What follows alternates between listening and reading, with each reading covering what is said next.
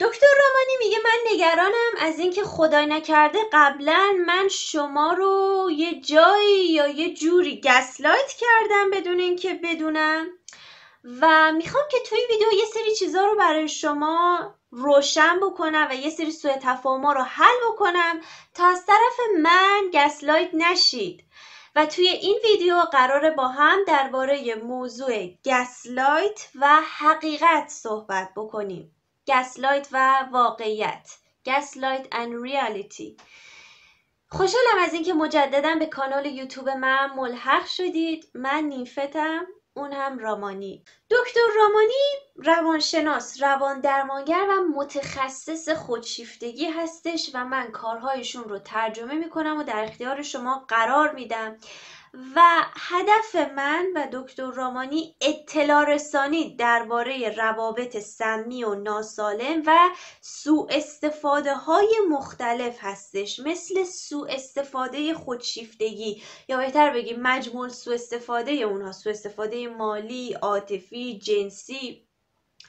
و امیدوار هستم که اون چیزی که من و دکتر رامانی میدونیم یا از منابع دیگه‌ای که من به دست آوردم به شما کمک بکنه که این شرایط سمی و سخت و این آدم‌های سمی و سخت رو تشخیص بدید و از این شرایط سمی و سخت جون سالم به در ببرید. و امیدوار هستم اون چیزی که در این کانال یا کانال‌های معتبر دیگه یاد میگیرید به شما در برابر خودشیفته‌ها کمک بکنه، چون رابطه با خودشیفته‌ها آدم‌ها رو فرسوده میکنه. پس این کانال یا این مطالب برای همه هست. همه باید راجع به خودشیفتگی یاد بگیرن. اگه تازه به این کانال اومدید خیلی دوست دارم که سابسکرایب بکنید تا در کنار همه درباره خودشیفتگی یاد بگیرید، تا راه و مسیر زندگیتون رو از میون خودشیفته‌ها پیدا بکنید و بتونید زندگی و روابط سالمتر و بهتر و موفقتری رو مدیریت بکنید. و همچنین سابسکرایب کردن شما باعث میشه که از ویدیوهای مهمی که من بعد از این خواهم ساخت با خبر بشید. گسلایت یه موضوع هسته‌ای و مرکزی در رابطه با خودشیفتگی هستش و بسیار مهم هست. مثلا برای التیام پیدا کردن از روابط با خودشیفته ها، برای توصیف سوء استفاده های خودشیفتگی یا نارسیسیستیک ابیوس یا برای درک خودشیفتگی، گسلایت خیلی موضوع مهمی هستش. تو مرکز مسائل مربوط به خودشیفتگیه و التیام ما، درک ما از اتفاقات و سوء استفاده هایی که تجربه کردیم همه به این گسلایت برمیگرده و کلمه‌ای هستش که خیلی اخیراً مردم دارن ازش استفاده میکنن. دکتر رامانی خودش خیلی در رابطه با گسلایت بررسی میکنه و سخنرانی میکنه و ایشون میگه من داشتم چند وقت پیش برای یه گروه خیلی بزرگی در رابطه با همین موضوع گسلایت صحبت میکردم و توی سخنرانی داشتم توضیح میدادم که گسلایت کردن یعنی انکار کردن حقیقت تو. یه خانومی برگشت به من یه حرفی زد که من ذهنم تا مدت‌ها درگیر شد و خیلی حرف خوبی زد. اون خانم گفتش که تو حق نداری اینو بگی، چون حقیقت و واقعیت فقط مال من نیست، فقط منحصر به من نیست. گسلایت واقعیت و حقیقت رو انکار میکنه، نه فقط واقعیت و حقیقت من، چون واقعیت و حقیقت فقط مال من نیست، فقط منحصر به فرد نیست. واقعیت و حقیقت فقط منحصر به من نیست. واقعیت متعلق به همه هستش، یعنی یه چیز شخصی نیست، متعلق به همه ماست. نباید ما گسلایت رو شخصی بکنیم. منظور این خانوم اینه که ما داریم موضوع گسلایت رو محدود میکنیم. گسلایت فقط به معنی انکار شدن واقعیت فقط من نیست. اگه گسلایت به این معنیه که واقعیت فقط من داره انکار میشه، این به خودشیفته قدرت میده که حتی بیرحمانه تر با شما بجنگه. مثلا خودشیفته میاد میگه که آها پس اگه تو واقعیت خودتو داری، منم واقعیت خودم رو دارم. تو میگی که من دیوانه، روانی، پرخاشگر یا نادان یا احمق نیستم، ولی تو واقعیت من تو هستی. و اینکه تو انکار میکنی واقعیت منو که احمقی، پرخاشگری، زوال عقل داری، تو داری منو گسلایت میکنی. اینم واقعیت منه. تو چرا واقعیت منو انکار میکنی و قبول نمیکنی و به رسمیت نمیشناسی؟ و این خانم داره درست میگه. بنابراین خیلی مهم هست که ما وقتی که داریم در مورد گسلایت صحبت میکنیم به نوع کلمات خیلی دقت کنیم و حواسمون باشه که نوع کلماتی که به کار میبریم چطور هست. گسلایت انکار کردن واقعیته، نه فقط انکار کردن واقعیت شما. پس فرقش اینه که گسلایت انکار کردن واقعیت تو نیست، واقعیت تو نیست. گسلایت انکار کردن واقعیته، نه واقعیت تو. حالا ما نمیخوایم وارد فلسفه یا اپیستمولوژی یا معرفت شناسی بشیم که واقعیت چی هستش. این کلاس فلسفه نیست.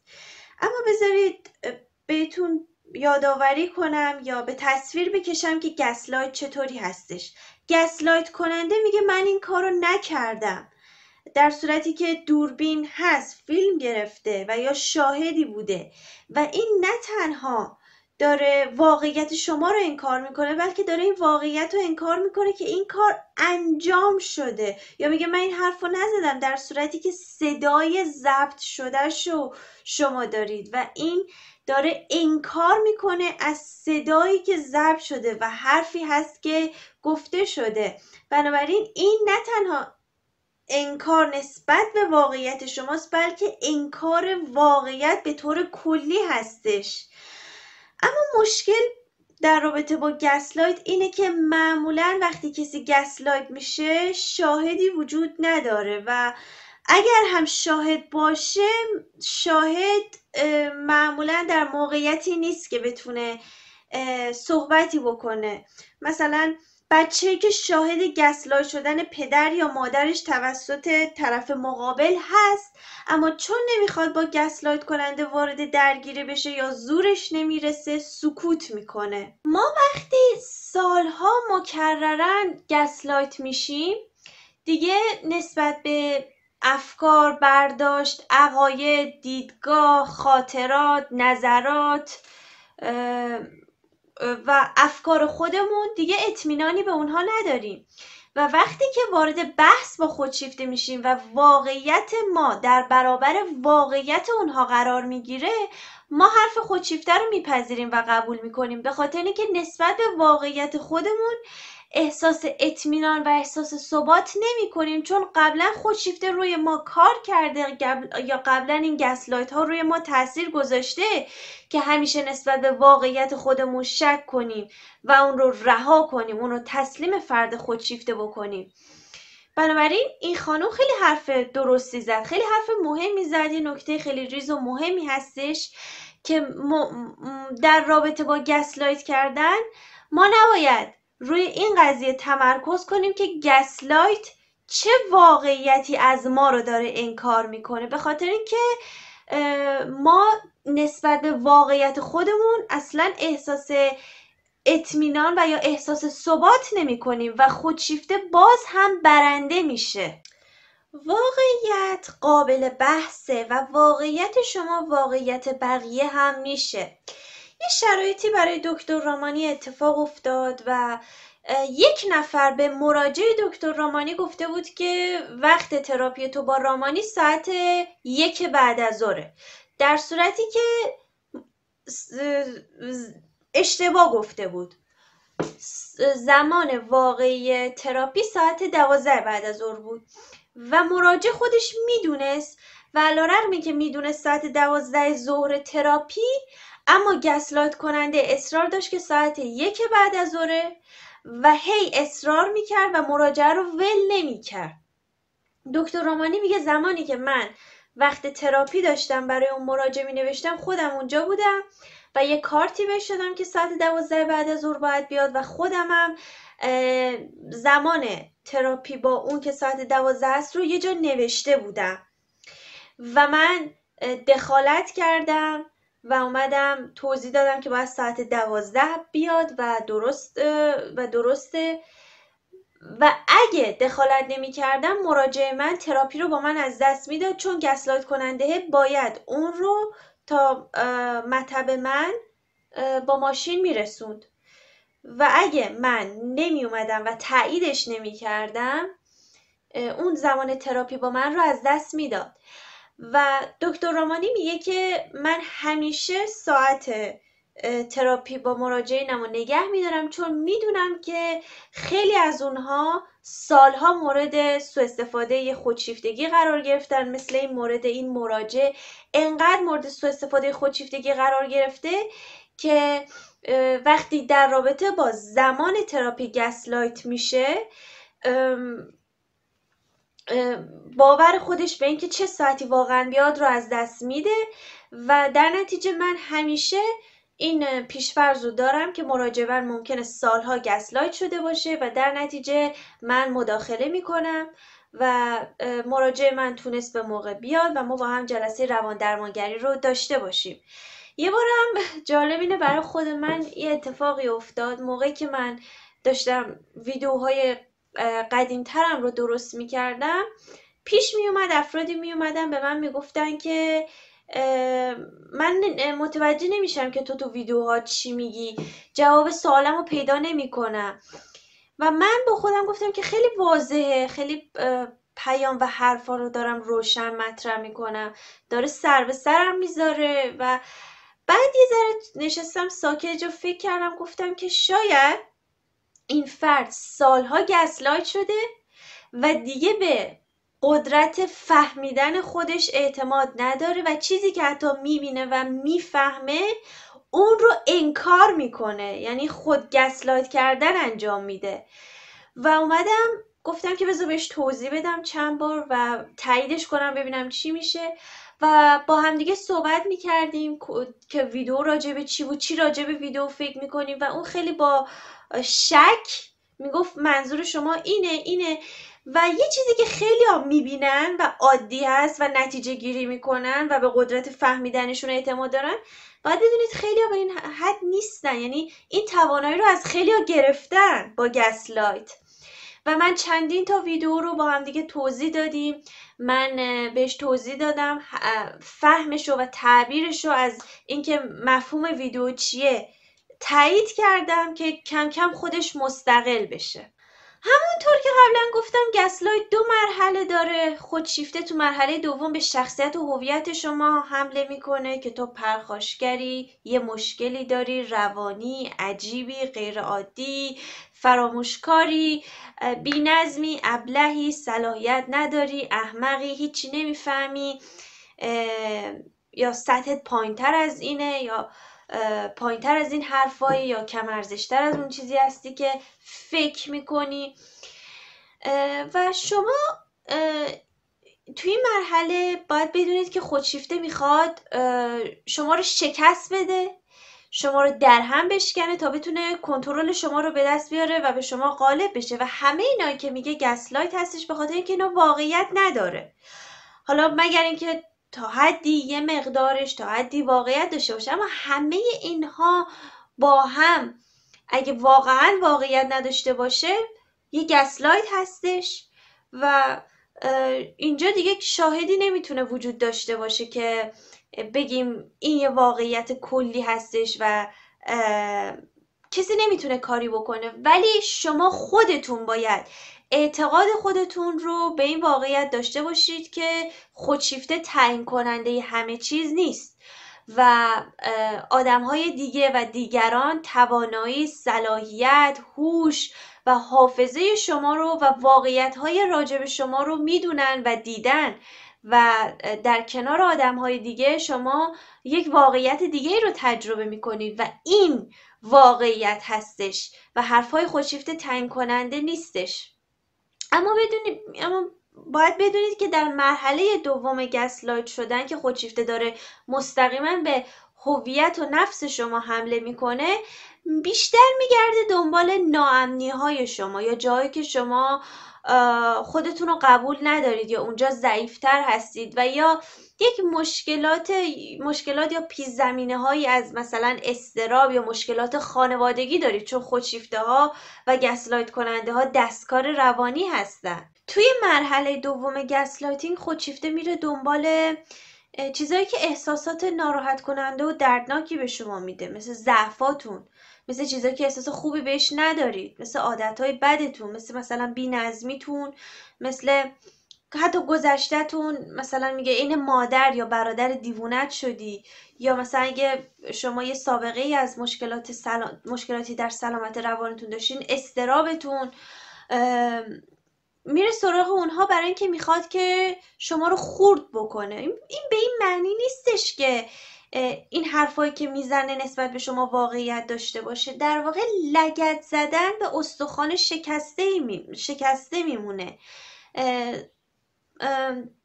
مثل پاشیدن نمک روی زخم میمونه و چون درد داره شما رو از پا در میاره.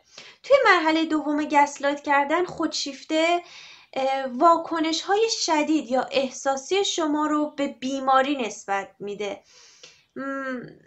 مثلا شما اگه نسبت به حرفا یا کارهای ظالمانه خودشیفته واکنش نشون بدید و یا احساسات نشون بدید، میگه شما بیمار هستید و خودش به هیچ وجه حتی ذره مسئولیت حرفهای ظالمانه‌ای که به شما میزنه و تا حالا زده و رفتارهای بدی که در حق شما کرده، مسئولیت هیچ کدوم رو هیچ وقت به عهده نمیگیره و همیشه شما بیمارید، همیشه شما یه مشکلی دارید. بیایم حالا چند تا از سوء تفاهم هایی که در رابطه با استفاده کردن از لفظ گسلایت وجود داره رو با هم دیگه رفع کنیم و این سوء تفاهم ها برطرف بشه، چون همونطور که گفتم آدم‌های زیادی دارن از کلمه گسلایت استفاده میکنن و بیایم ببینیم کدوم به جا هست و کدوم نه. موضوع اول موضوع این هستش که اختلاف نظر گسلایت نیست، یا آدم‌هایی که روی نظر خودشون اصرار دارن شما رو گسلایت نمی‌کنن، اونها لجبازن. مثلا در رابطه با اختلاف نظر، کسی که یه بستنی وانیلی دوست داره، کسی که یه بستنی شکلاتی دوست داره رو در نظر بگیرید و کسی که بستنی شکلاتی دوست داره میاد میگه بستنی شکلاتی بهتره یا بهترین بستنی شکلاتی، بعد اونه که طرفدار بستنی وانیلیه میگه که نه اینطور نیست، تو واقعیت منو داری گسلایت میکنی. نه، این گسلایت نیست، این اختلاف نظره. یا آدم‌هایی که روی حرف خودشون اصرار دارن آدم‌های گسلایت کننده ای نیستن، اونها لجبازن، اونها یه دندن یا عجیب غریبن.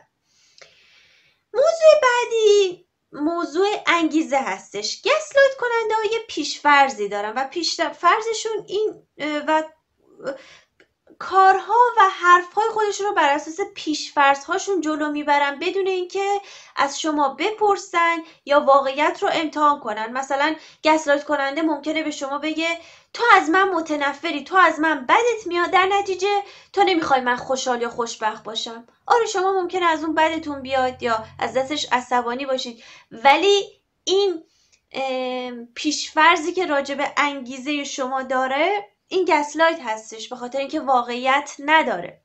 موضوع بعدی موضوع تعبیر یا اینترپریتیشن هستش. مثلا هی معنی یه چیز رو عوض میکنه گسلایت کننده تا اون کاری که دلش میخواد رو بدون مسئولیت پذیری انجام بده. مثلا تغییر دادن معنی خیانت برای مثال، مثلا میگه آره درسته از صبح تا شب باهاش هستم یا شب تا نصف شب خونشم، ولی چون بوسش نکردم به این معنی نیستش که بهت خیانت کردم، چون بوس کردن خیانت، دست زدن خیانت. در واقع این کار دستکاری روانیه، این کار در واقع پایین آوردن و مینیمایز کردن اهمیت رابطه اون آدم خارج از ازدواج رابطهش با شما هستش. یا یه مثالی بود طرف میومد میگفتش که آره ما باید استخاره بکنیم، بعد استخاره میکردیم، بعد اون کار رو انجام میدادیم، فاجعه میشد، بعد میگفتیم فلانی استخاره کردی که؟ میگفت نه من نیت نکردم. هی عقب و جلو میکنه، مثلا معنی ها رو عوض میکنه، با تغییر دادن معنی همش داره از مسئولیت تفره میره و همه چی رو به منافع خودش تموم میکنه و همیشه به منافع خودش میرسه و اهمیت و عدم صداقت و خودخواهی ها و منافع شخصی خودش رو داره مینیمایز و کم اهمیت جلوه میده و این دستکاری روانی هستش و گسلایت هستش، البته چون اهمیت موضوع رو داره کم میکنه. پیچوندن تعبیرها، هی تعبیر جدید ایجاد کردن و اون رو جایگزین تعبیر قبلی کردن، بازی با معانی، اینها پیچوندن واقعیت هستش و گسلایت و کلاهبرداری و حقه‌بازی و دستکاری روانیه. برگردیم سراغ فیلم گسلایت. گسلایت کننده مردی بود که سوی چراغ رو کم میکرد و وقتی که اون زنش، من فیلمو ندیدم، زنش بود، گفتش که نور چراغ کم شده، اون مرد اینو انکار میکنه که نور چراغ کم شده یا صداهایی رو اون زن داره میشنوه و بعد گفت به همسرش گفتش که تو خسته ای. اول گفت خسته ای و بعدم گفتش که تو دیوانه هستی. یه کاری که توی این فیلم میکنه اینه که کارگر خونه رو با خودش همراه میکنه توی گسلایت کردن. بنابراین وقتی خودشیفته و گسلایت کننده ها دیگران رو تو گسلایت کردن با خودشون همراه بکنن خیلی موفق ترن، یعنی همه واقعیت رو میبینن و انکار میکنن و وقتی دیگران همکاری کنن و همراهی کنن خودشیفته رو توی گسلایت کردن، این گسلایت رو خیلی قوی میکنه، چون نه تنها واقعیتی که شما دارید تجربه میکنید انکار میشه، واقعیت کلی داره توسط بقیه انکار میشه و خیلی شجاعت و قدرت خاصی میخواد که آدم توی همچین شرایطی به واقعیت متصل بمونه، اما به مرور زمان هرچی که آدم بیشتر توی این شرایط قرار بگیره مقاومتش شکسته میشه و نمیتونه بیشتر از این دووم بیاره.